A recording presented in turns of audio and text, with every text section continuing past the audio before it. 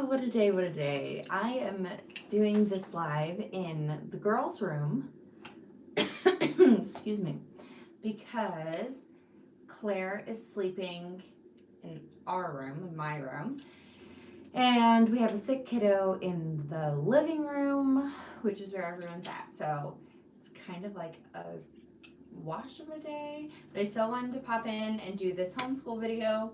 So if you're new, my name is Alex. I run an Instagram called Growing Goodings, and I'm a stay-at-home mom to 7 kids, and I homeschool. My kids are 10 and under, so it's pretty crazy here. And today, I am talking about what I do to homeschool with a newborn. Our youngest is almost 3 months old, and so we've been in a big transition of figuring out all the newborn stuff all over again. So that is what we're doing today. Hopefully the audio is synced. I do have my phone turned around, so not in selfie mode, so I really can't see anything, and I'm just going to keep my fingers crossed and hope everything's working. Last 2 times I used my headphones, and I really think that was it, so I'm really hoping that this time everything is all good. But we'll find out, right? So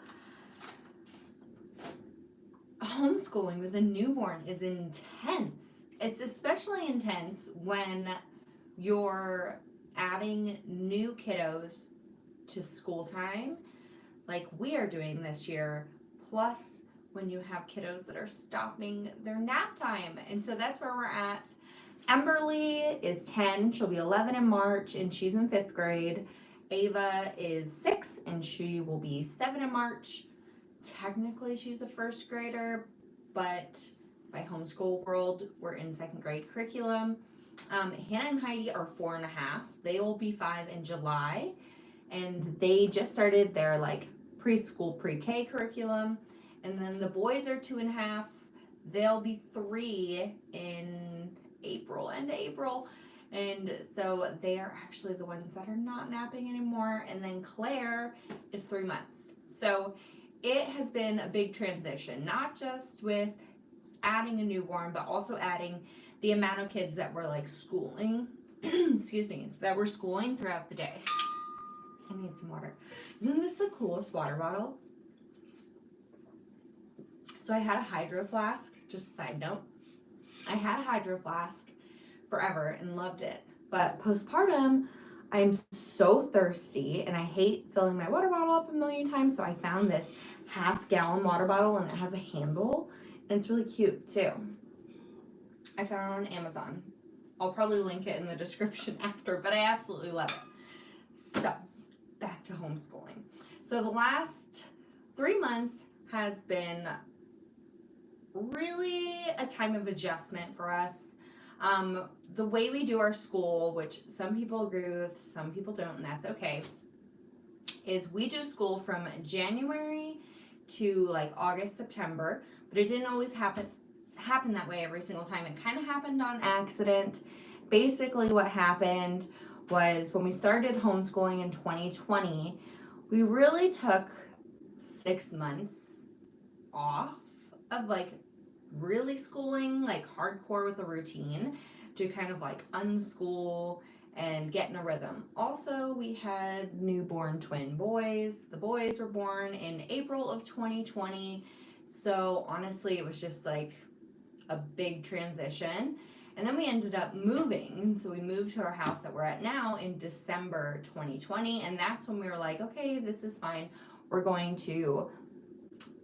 I finally had found a curriculum that I liked at the time and purchased it so that in January 2021, we would start fresh and start our curriculum. It worked out that through losses, we lost our twin boy-girl twins in April of 2021. But anyways, so the schedule, it kind of like fluctuated our schedule a bit, and we ended up schooling from January 2021 to like beginning of September of 2021. And we got the whole school year done, and the plan was, okay, we're going to take a couple weeks off and jump back in and try to get back on schedule to like a normal school schedule, like what traditional like brick and mortar schools do. And I ended up pregnant with our daughter Grace in the end of September. We went on our vacation and came back, and really morning sickness kind of like threw me for a loop again. And so our schooling kind of slowed down, and then we lost Grace in December. And so basically our beginning of the school year in like the fall semester kind of was a wash, and we restarted back up in January of 2022, and I got pregnant with Claire, but we finished on time, like in the on time of like the year schedule of like how long it should take anyways. And so we finished school in August last year, which was amazing. And it just actually worked out really well because we went on vacation the end of August again to the beach. And when we got back, it was just time to prep for Claire because Claire was due in November. And so it all worked out. We had Claire in the beginning of November, and we enjoyed those last 2 months of the calendar year and had all the holiday fun and didn't have to worry about any pressure with school. And that was fantastic. That brings us to today, to January of 2023. That is when we restarted our school year. And so here we are in our school year. And honestly, it was really, really bumpy for the first couple weeks. We started back on January 2nd. It's January 27th now. So just over 3 weeks, almost 4 weeks. And it was really, really rough. And I think it was really rough because I had this like expectation of what I wanted it to look like, and I wasn't quite flexible in that expectation. So it really made the first like 2 weeks or so really rough, to the point where like I just felt really guilty that I wasn't able to figure out how to make it work with our 7 kids yet. But a lot of homeschool moms give a lot of like encouragement and great advice, and we're like, just slow down, try to see what works for you. Like, it's only been 2 weeks, you have a new baby. Claire was brand new when we started, so I took that advice. And then another homeschool mom on Instagram sent me a reel of a homeschool mom that does reverse planning. I watched this reel and I was like, oh my goodness. All the light bulbs went on, everything started to click, and I was like, this is genius. Reverse planning is genius. So if you don't know what reverse planning is, I will tell you right now, because it may change your life. If you're a homeschooler and you feel like you're struggling, this may help you. Reverse planning is where you go throughout your day, and as things pass, as you do things, or at the end of the day, you go back and you write in what you've done. And this was like homeschool life-changing for me because it didn't make it feel like I was a failure at like not checking off things on our list, because instead I'm writing things down as we do them. So when the girls are doing something, I'll open up my planner here and I'll write it down. I'll show you in a minute too. And so it really felt more like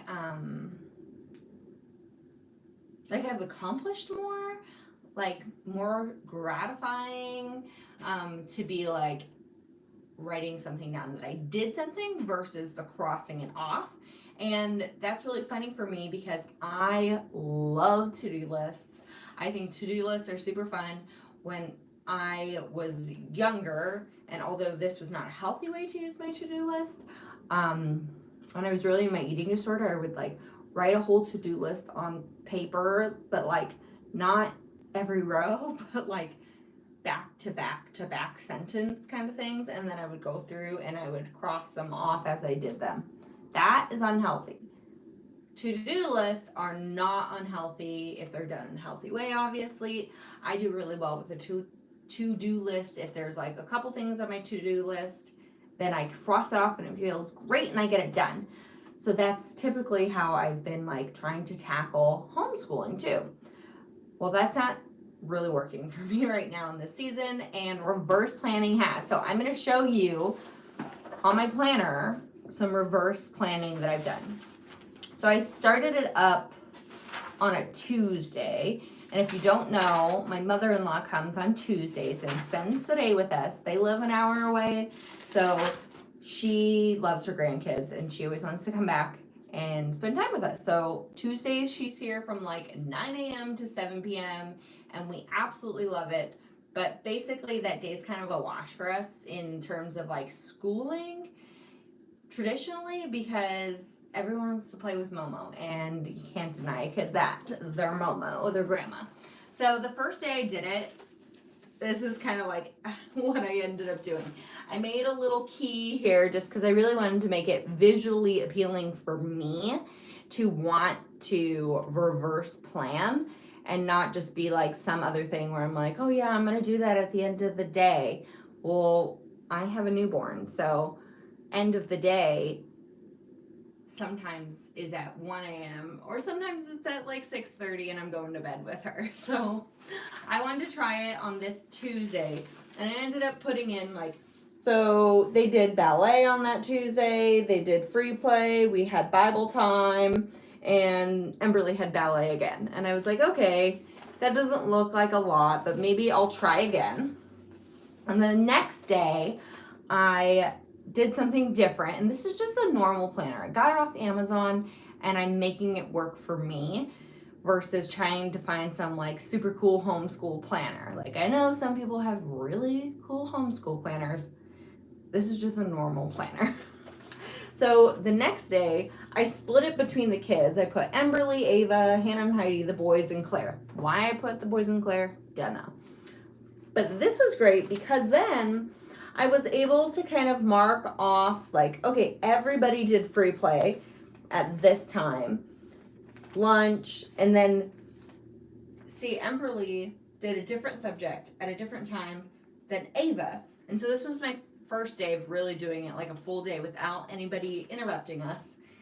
And I was like, okay, well that kind of like makes me feel a little better. Like the colors, they're very structured things. Like this is very important to me in my pedagogy of teaching. Like I really think that free play is really important. There are studies that say that kids need to be spending hours of outdoor free play, unstructured play, up to the age of 12, and Emberly's only 10. So I find it very beneficial and part of our schooling experience to have free play in our schedule. So after doing it this day, I was like, oh, I kind of like this. Like this is kind of like motivating. I like the colors. So then I decided to order some markers. Not this day though. This day, the next day, I kept going with it, and see, look, we got so many subject things done here where it's like language arts, social studies, science, math, and Emberly did a little more social studies. And then we have like math up here. Emberly decided to do math early in the morning. And this, I was like, oh wow, I really like that. I ordered markers on this day. I was like, I need markers. No more of this colored pencil stuff. We're going all out. So I ordered a pack of highlighters. These like, all these color highlighters, which I absolutely think are so cute. And now I'm like, okay, I've got my highlighters. I have splitting into the kids' names and their sections, and then I have my key. And look at this day. This was last Friday. Like that is a decent amount of like schooling when you look at it after the fact, that I'm like, okay, this is like good. Like look, we have home ec stuff. We had Bible right there from 7:30 to 9. That's an hour and a half of like schooling stuff we already did. They had ballet. We have some subject work here, some more subject work, ballet again, more subject work. I even wrote in like our dinners and lunch and all that. Hannah and Heidi went to a sleepover with the boys. They were playing games that night. So lots of learning here. And this is the day that I was like, okay, I'm starting to really like this. Now I want to utilize this more in a better planning way. And so I started to go back and start writing like, okay, what exactly did they do in math time or in science time? And so then it looks like this. So piano lesson, typing lesson. I wrote in here like Ava spent some time using manipulative blocks for some math study that was outside of our curriculum. I started writing what lessons that they did that day so that I'm always aware of like, okay, we were on this lesson on this day, we finished the whole lesson. And when I put in like if we did this color is for language arts and we were doing read alouds, that counts as language arts. So you can kind of see like how it all adds up. And like this day, this was this Monday, this was so encouraging for me to see as a mom with a brand new baby, because I was able at the end of the day to calculate how much school, like actual school time. The thing that people always think that only public school has actual school time. Emberly, after totaling it, was 6 to 8 hours, like, of schooling. Like, that's insane. Of, like, intentional book work. Like, not including transitions, not including getting dressed, like, actual schoolwork. Ava, hers was between 4.5 and 6.5. Hannah and Heidi were between 2 and 3 hours. And the boys, they're playing. And I posted kind of like a chart on Instagram the other day about like in general how many hours of schooling per like grade level or age. And I was so comforted in seeing like, okay, like my kids are doing plenty of school. So I am now a fan of reverse planning because I've noticed we definitely do school even with a newborn, even when it doesn't feel like it. So we've had sick kids this week. So Wednesday was kind of a wash because Emberly was sick all day Wednesday. Tuesday, Momo was here, and so that was more like play, but we had some free play at the park. We had lots of ballet. And then here's where we are today. I have a sick kid, so things are kind of up in the air, but my kids were able to get some small subject work done, and that just comforts me that, like, even though kids are sick and it really throws off the whole, like, flow of our family, of the day-to-day stuff, like, I can still look back and be like, okay, these are the things that the girls worked on. And so I am 100% down for reverse planning. I think it is the coolest thing. It definitely has changed like how I am looking at homeschooling with a newborn, because I feel more successful, and I feel like that's something in the homeschool world. As a newer homeschooler, we often get overwhelmed, like, oh, we're not doing enough, we're doing too little, like we need to do more, and then we get overwhelmed when really like there's so much learning that goes in our life, like through life things, but also two, like the expectations that maybe people that have never homeschooled or have never experienced a public school as an adult, I think their expectations maybe are a little off. I know as a public school teacher going into homeschooling, I really was like, we're not doing enough. We're actually doing more. I can say that as a fact, that we're absolutely doing so much more, and I'm able to tailor to our kids. So just a few things I wanted to share outside of the reverse planning. We are using BJU Press for 3 of our subject areas this time. We've never used an online teaching tool ever before, but we are this year technically, and I actually really like it. I really like it for Emberly. I'm indifferent on it and for Ava, just because Ava is still really young, so she still needs a lot of kind of like decompressing and processing orally on what she's taking in, because that tends to be how she learns. But I do want to share, so some of the things, like we are using science with BJU Press, and I really love it. You order a textbook and you can order video lessons, or you can do like adult, like the parent guided kind. And then it comes with like a workbook that they tell her like what pages and stuff to do on different days. And then we're also using it for spelling for both Emberly and Ava. And I've only done spelling that was integrated into our language arts curriculum before. And so this is our very first time doing like a spelling that's not attached to our language arts curriculum. I don't know if I love it or not, or if I'm just like, cool, like you're getting your spelling stuff. It definitely, so I ended up doing first grade stuff just because I didn't know for Ava like how she would handle the different like way of learning via computer. So I wanted to kind of shift down to first grade, since technically she's in first grade. It doesn't make her behind, but then the content is a little easier for her to be able to grasp that plus technology, because we don't really use technology. This is all super new for my kids. We bought a tablet for the first time so that Ava could use that, because Ava was struggling using the mouse on the laptop. Emberly has done some typing things the last year or so on my laptop, but this is like the first time them really learning to navigate. So for Ava especially, I wanted to kind of go down, and then we'll see how she does. And then we're also using BJU Press for Heritage Studies. This is Emberly's book for Heritage Studies. It's like social studies. It comes with a textbook, and then the same thing, it has like a workbook and stuff that they fill out.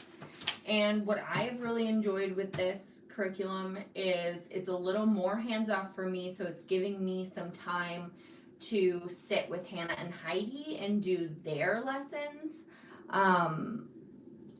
But also I check in on everything that they're doing. Any papers that they do here, I'm the one to grade them, and then I put grades in their online like homeschool hub for BJU Press. So it's not like I'm super hands off and I have no idea like what they're learning in these subjects. I'm still going over things, helping them, and I'm right there. So I've really enjoyed BJU Press and having those subjects that I'm not particularly super interested in teaching. We all have something that we're just like, not a fan. I don't really super love science and history. I don't mind the spelling, because we were doing spelling in our language arts before.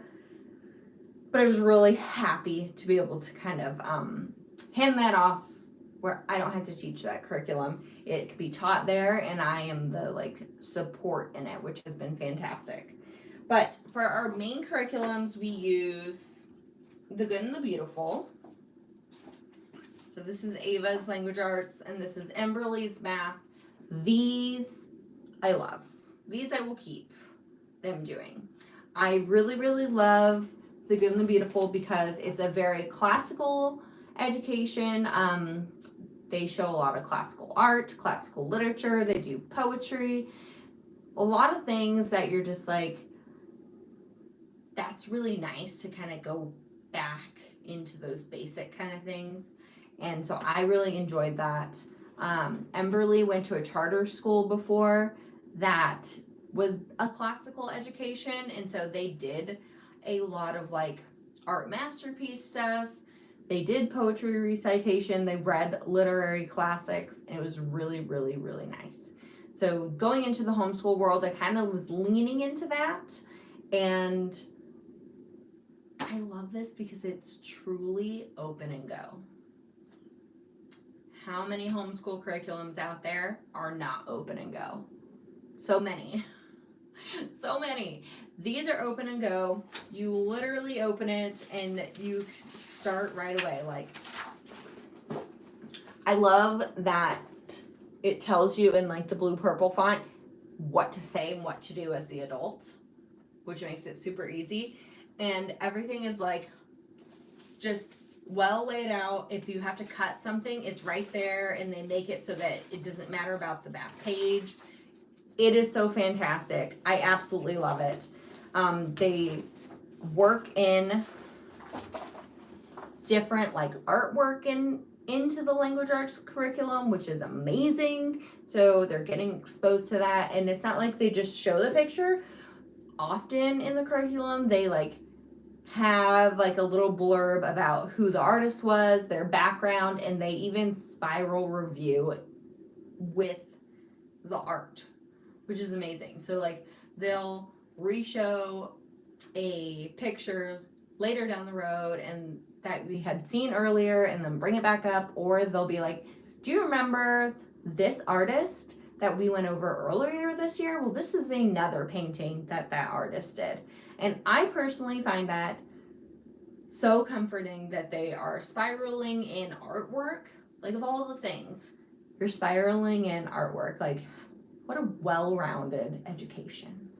So, super love this. The language arts is great.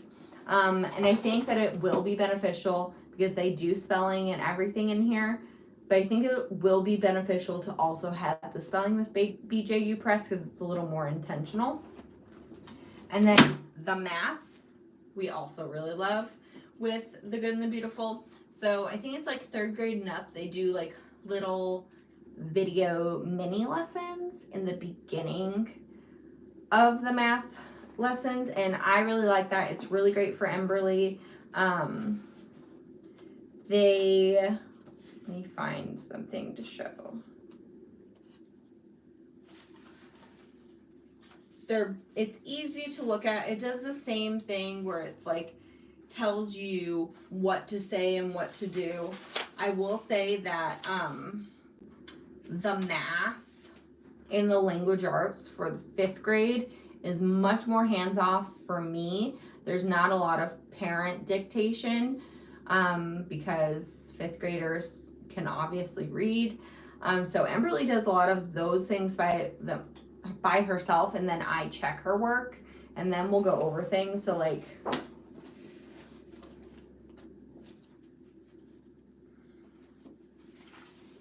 in this like review spot, like she missed a couple of these that were like over talking about exponents, and so like I'm able to like check the answer key and go over her work and tell her. So I really like this. It's hands off, which is great for me when I'm multitask homeschooling with a newborn in tow.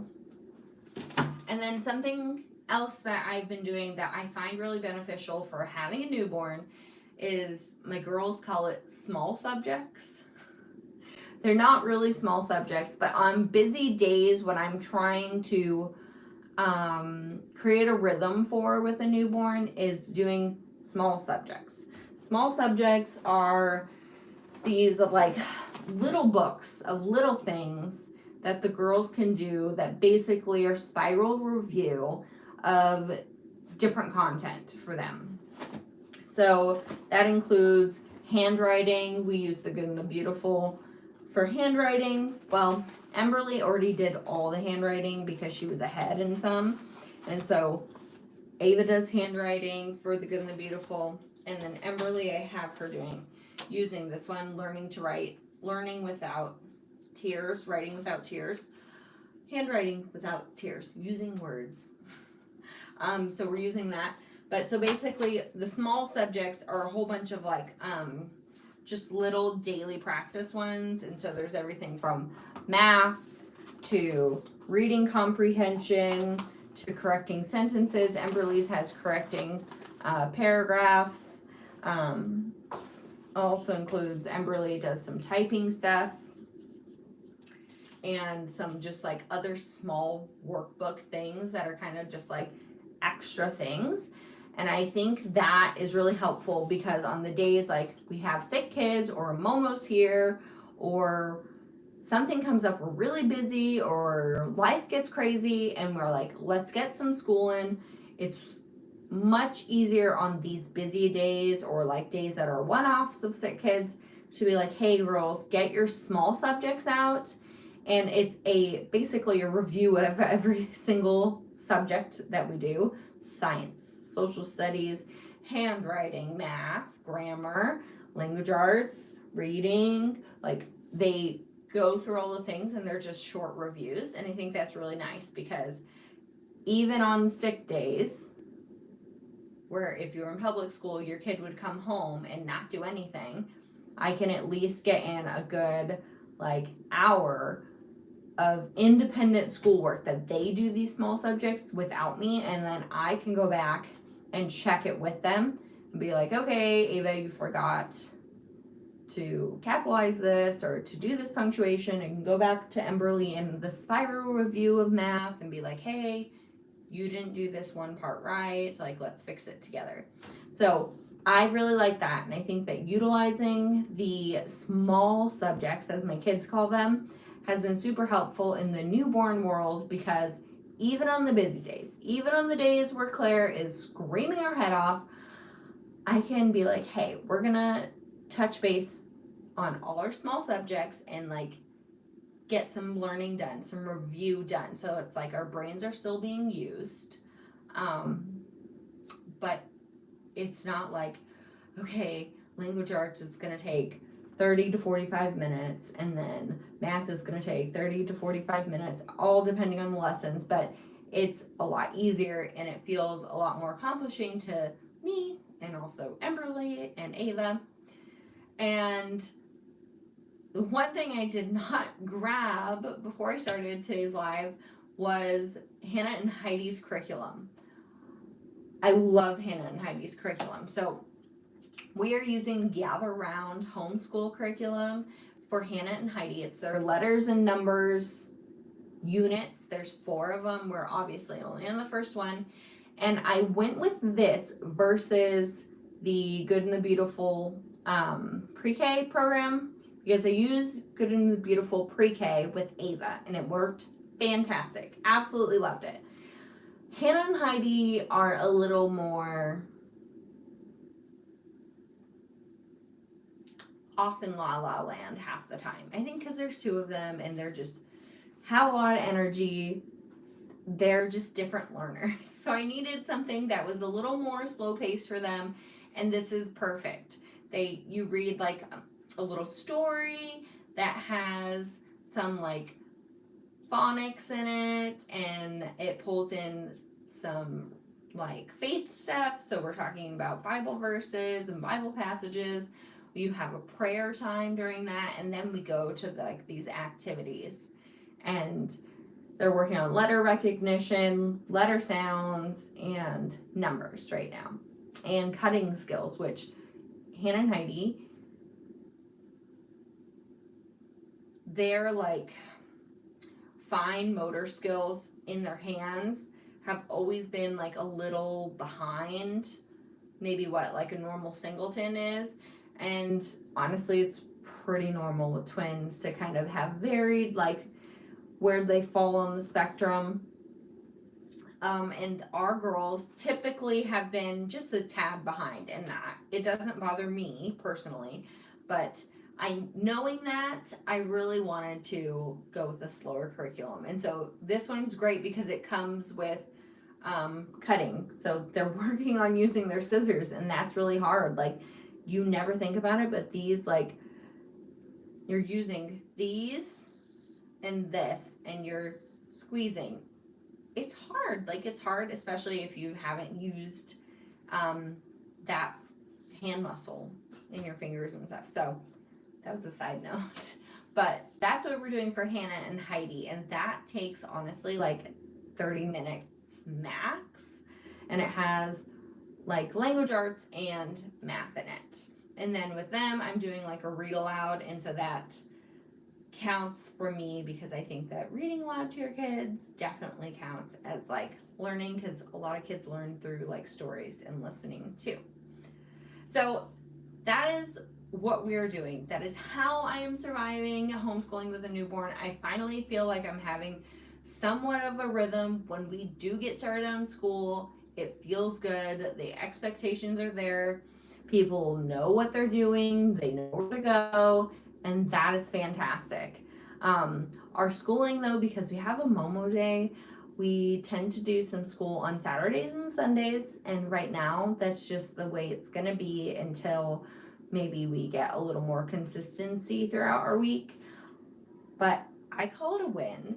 So I'm really excited. I cannot believe I am homeschooling because honestly, I was a never homeschooler.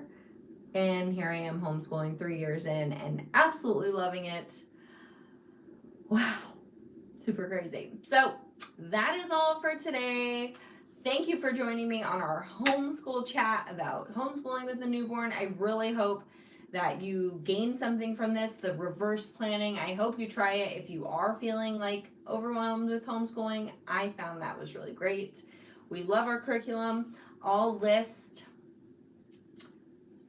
BJU Press, The Good and the Beautiful, our handwriting curriculum, some small subjects, my planner, and my water bottle and my highlighters in the description, just in case you want it. All right, guys. Thanks so much. Bye.